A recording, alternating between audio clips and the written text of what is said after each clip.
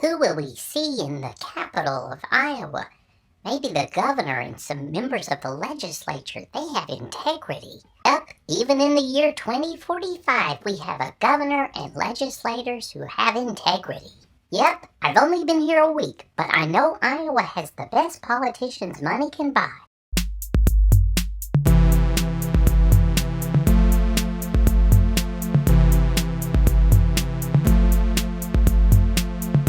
Gorson's sending this canine anthropologist to Earth, but it does not matter.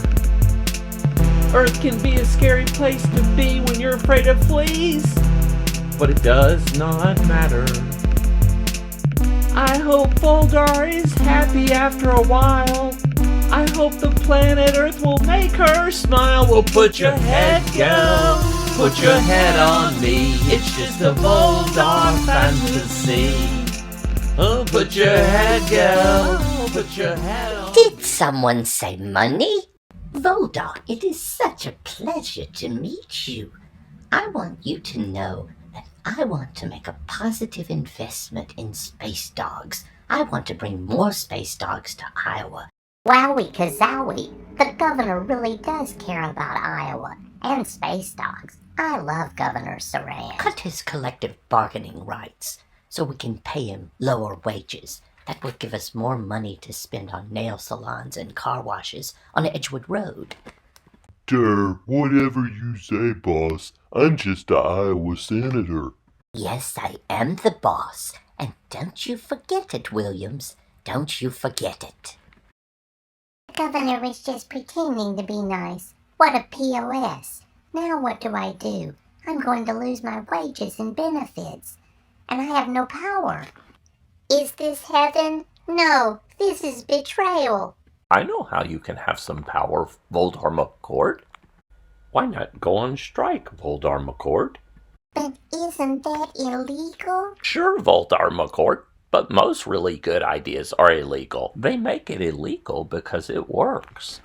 Will you teach me about strikes? I need to do my report to Carson, or whatever his name is. Sure, Voldar. Let me just pull up these PowerPoints I use in my Working in America course. Wow, that's so fancy. But you already know. Maybe a good way to get an introduction to strikes would be to look at two famous strikes, one that succeeded and one that didn't succeed. The McCormick Reaper Workers' Strike of 1886 devolved into the Haymarket Riot and failed, while the 1937 Flint sit-down strike lasted for 47 days and succeeded for workers. Wow, that's ingenious. How do you make things so interesting, MF? Well, you know, Voldar, what can I say? But before we get started, what's a reaper? A reaper? Oh, that's an invention that Silas McCormick invented. In the late 1800s, Silas McCormick invented a machine that would comb through the stems and leave them in piles while collecting the grain. With a mechanical reaper, a farmer could harvest a large field in one day that would have taken a week or more without a mechanical reaper. Seasons don't fear the reaper, nor do the sin and Voldar, you better stop. We don't have the rights. I think we might get sued. Bite the oyster cult? I was actually more worried about Alvin and the Chipmunks. So, let's start with the McCormick Reaper plant strike in Chicago. The majority of plant workers were Irish immigrants and in a union.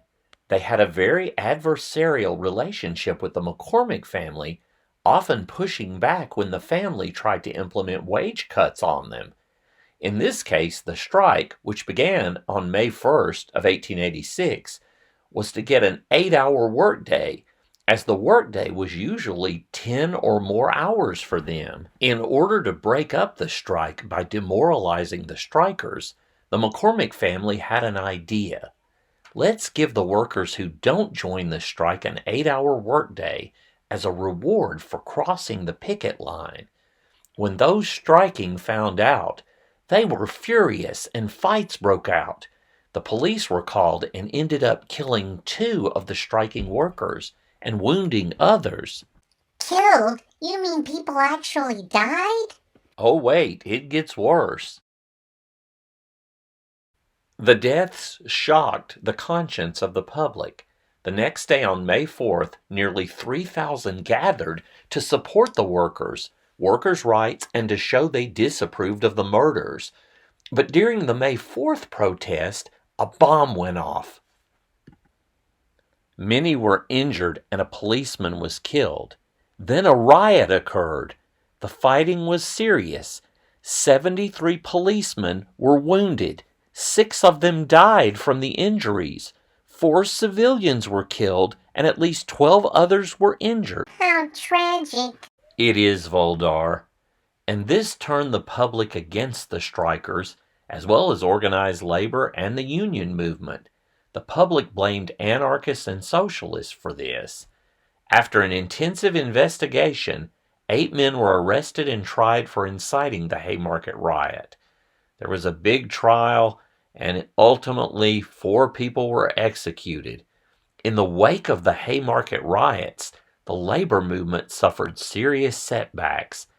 It really killed the Knights of Labor, and it created an anti-union sentiment in the United States. Let me test what I've learned about ethics. That strike violated both utilitarian and Kantian standards. It violated utilitarian because it didn't bring about the greatest good. All those people died and were injured. And it violated Kantian because it used people in a bad way. Is that right, Chris? Well, that's a good question, Voldar, but here's the thing.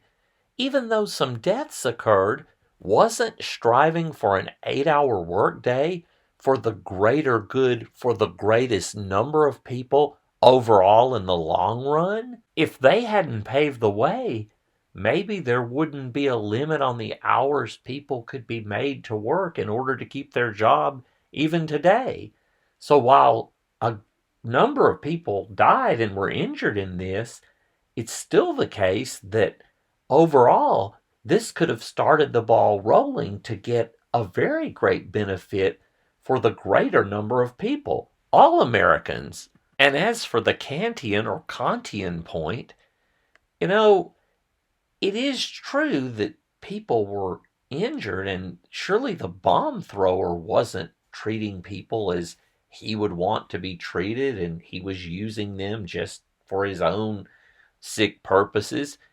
But we've got to also acknowledge that the plant that made the reapers was not treating people as anything but a mere means to an end as well. As Marx says, kind of echoing Kant, they were really treating the workers as if they were machines.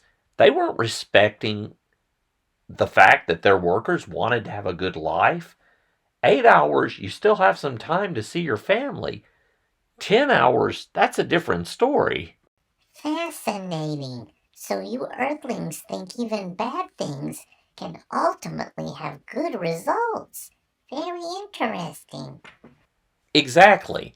Take the 1937 Flint sit-down strike. At 8 p.m. on December 30th, 1936, in one of the first sit-down strikes in the United States, auto workers occupied the General Motors Fisher Body Plant No. 1 in Flint, Michigan.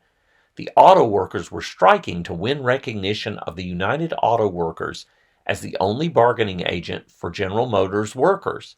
They also wanted to make the company stop secretly sending work to non-union plants and to establish a fair minimum wage scale, as well as a grievance system and a set of procedures that would help protect assembly line workers from injury.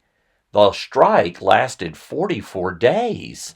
Think about it, Voldar. 136,000 GM workers were off the job, and 280,000 cars went unbuilt. Though much of the public was against sit-down strikes and considered labor unionists to be dangerous rabble-rousers, GM's public image suffered too in all this, and labor would never be the same. Union membership ballooned from 3.4 million workers in 1930 to 10 million in 1942. Plus, the majority of the automobile industry swiftly unionized, gaining benefits and pay they never would have obtained if they had not organized in the first place. I'm sorry, MF, but I can't go on strike. Why not, Voldar McCord? Because I just realized I don't have an earthling job. Put your head down, put your head on me. It's just a Voldar fantasy. Put your head down, put your head on me. It's just a Voldar fantasy. Work out.